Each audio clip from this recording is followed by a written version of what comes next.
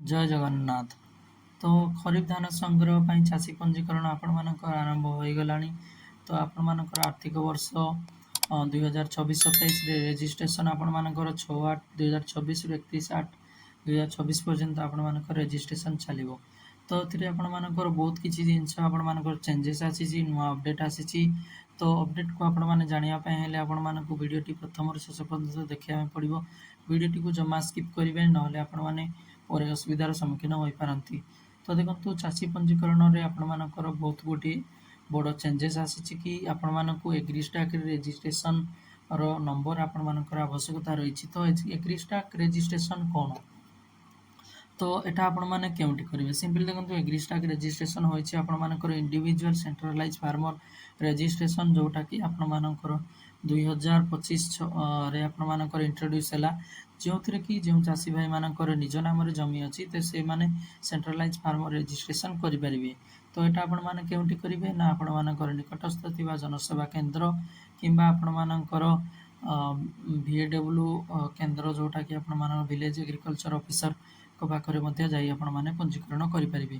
Simply ଦେଖନ୍ତୁ, ଆପଣମାନଙ୍କର ଧାନ ଖନି ପଞ୍ଜୀକରଣ ପାଇଁ ଆପଣମାନଙ୍କୁ ଏହି ଡକୁମେଣ୍ଟର ଆବଶ୍ୟକତା ରହିଛି, ଯେମିତିକି ଆଧାର କାର୍ଡ଼, ଆଧାର ସଂଯୋଗ ମୋବାଇଲ ନମ୍ବର ଏବଂ ବ୍ୟାଙ୍କ ପାସବୁକ୍ର ପ୍ରଥମ ପୃଷ୍ଠା ଏବଂ ଆପଣମାନଙ୍କର ଜମି କାଗଜପତ୍ର ଏବଂ ଜମି ମାଲିକଙ୍କ ସହମତି ପତ୍ର ଏବଂ ରେକର୍ଡଧାରୀଙ୍କ ଠାରୁ ଅଣାଯାଇଥିବା ସହମତି ପତ୍ର। ତ ଏଥିରେ ଆପଣମାନଙ୍କୁ ସିମ୍ପଲି ନିଜର PSC ସେଣ୍ଟରରେ ଯାଇ ରେଜିଷ୍ଟ୍ରେସନ କରାଇବା ପଡ଼ିବ।